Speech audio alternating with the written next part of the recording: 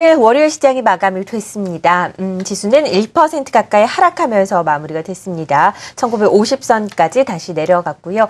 여러 가지 대외적인 이벤트들이 좋지 않았습니다. 중국의 수출 지표가 거의 쇼크 수준으로 나왔고 우크라이나 사태도 다시 표면 위로 뛰어오르는 모습입니다. 오늘 시장에 대한 자세한 정리와 함께 앞으로 전망 들어보도록 하겠습니다. 한국투자증권 이프랜드의 허윤정 연구원, JT인베스트 오현진 팀장 함께합니다. 안녕하십니까? 안녕하세요. 네. 자, 오현진 팀장과 함께 코스피 시장의 특징적인 부분 좀 짚어보도록 할 텐데요. 시총 상위 종목들 네이버를 제외하고는 대부분 우수수 하락세로 마무리가 됐습니다. 자세한 정리 부탁드립니다.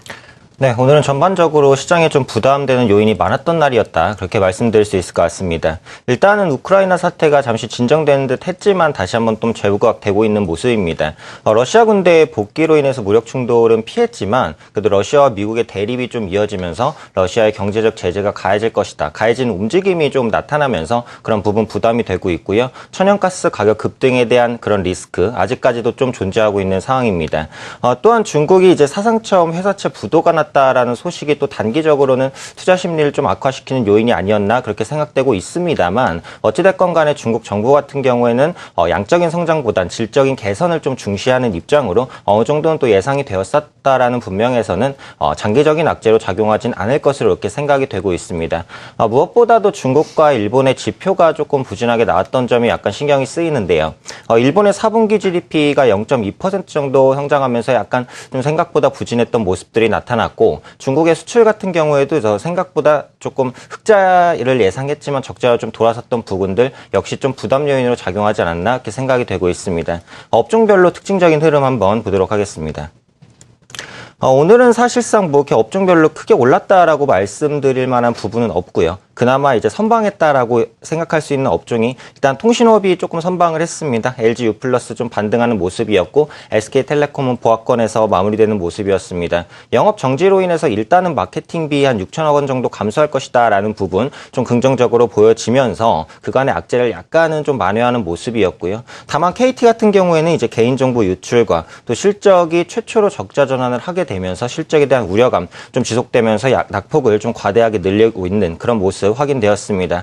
전반적으로는 음식료업종과 유통업종 아무래도 해외 이슈에 의해서 리스크가 조금 부각이 됐었기 때문에 상대적으로 내수주가 선방을 했고요. 서비스업이 이제 비교적 빨간불을 나타냈는데 롯데관광개발 같은 경우 이제 용산 개발 사업에 대한 재추진 기대감이 부각되면서 좀 상한가까지 올라가는 모습이었죠. 용산 역세권 개발 사업 지분을 한 15% 정도 보유하고 있다라는 부분이 호재로 좀 작용을 했었고요.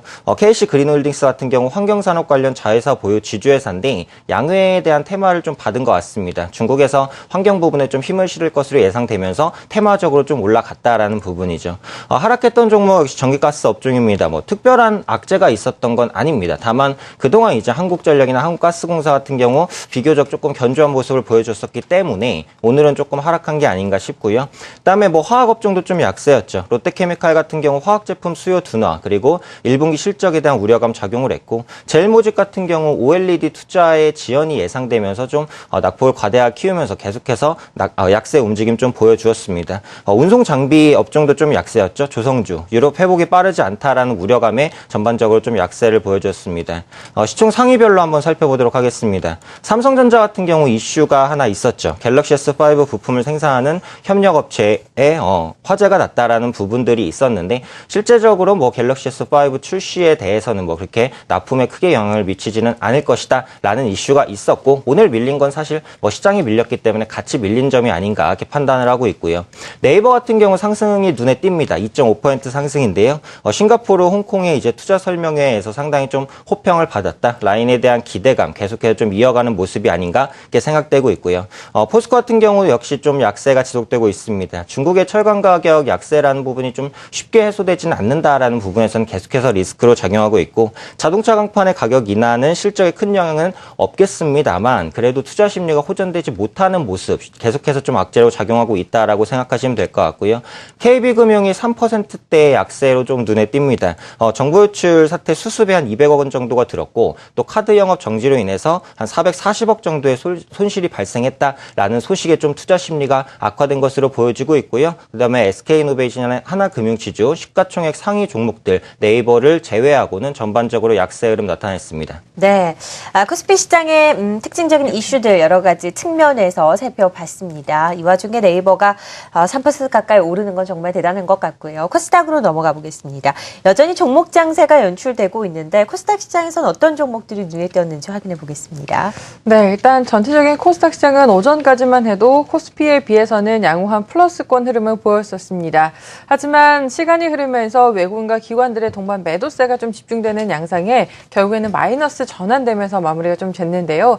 하지만 동시호가 이후에 일단 기관들 쪽의 수급에서는 일단 순매수로 소폭이나마 전환됐다라는 점 짚어드릴 수가 있겠습니다. 하지만 외국인들이 금일 전반적으로 현선물 동반해서의 매도세가 좀 포커스 맞춰져 있다 보니까 일단 코스닥 시장에서도 좀 그런 움직임이 감지됐었다라는 점은 유의하실 필요가 있어 보이고요. 오늘 코스닥 시장은 전반적으로 물론 종목별 플레이가 활발하게 상대적으로는 이루어지긴 했었습니다만 컨텐츠라든지 엔터주들 쪽에 그런 움직임은 굉장히 좀 집중되는 양상이었습니다. 고로 말하면 그 외적인 종목들 같은 경우에는 다소간에 좀 흔들림이 있었던 종목들도 있었다라고 말씀을 드릴 수가 있겠고요. 시가총액 상위 종목들 움직임을 보시게 되면 셀트리온과 파라다이스 주가 흐름 확인하실 수가 있을 텐데 파라다이스의 신고가가 참 무섭습니다. 오늘 장에서도 3% 가까운 상승 흐름을 좀 보였고요. 반면에 GS 홈쇼핑 같은 경우에는 오늘 외국인들과 함께 보험 계정에서 매도세가 좀 집중되면서 3% 이상의 하락 흐름을 좀 보였습니다. 그리고 오늘 엔터주들이 참 뜨거웠었죠. SM이 4.8% 정도 상승을 했고 YG 엔터테인먼트 같은 경우에는 지금 싸이씨의 올봄 컴백 소식에 좀 힘입어서 초강세 흐름을 보여주는 모습이었었습니다. 그리고 인터파크 INT 같은 경우에는 다시 한 번의 반등을 좀 지속하는 모습이었고요. 특징주로는 예림당을 첫 번째로 좀 꼽을 수가 있을 텐데 4.4% 상승하면서 52주 신고가를 기록을 했습니다. 자회사 티웨이 항공을 갖고 있는 회사인데요. 실적 성장 기대감에 강세 흐름을 좀 보이는 모습이었습니다. 그리고 이 밖에 골프존이라든지 사파이어와 같은 종목들 양호한 흐름을 좀 보여주고 있다라는 말씀을 드릴 수가 있겠고요. 반대로 STS 반도체라든지 DAP라는 종목은 좀 오늘 장중에 급락하는 모습이 비춰졌었는데 STS 반도체 같은 경우에는 지난해 영업이익에 대한 적자 전환 소식에 힘입어서 좀 급락하는 흐름을 보였고 DAP 같은 경우에는 지금 갤럭시 S5의 메인 기판을 30% 정도 납품하는 업체입니다. 근데 공장 화재 소식이 들리면서 급락을 했고 반대로 코리아 서킷 같은 경우에는 좀 반사이익이 있지 않겠는가라는 기대감에 상승하는 흐름을 보였습니다. 네, 코스닥 시장의 특징적인 흐름 확인해봤습니다. 엔터테인먼트 관련주들이 오늘 또 강세를 나타냈네요. 케이스트가 상한가까지 가는 움직임이 확인됐습니다.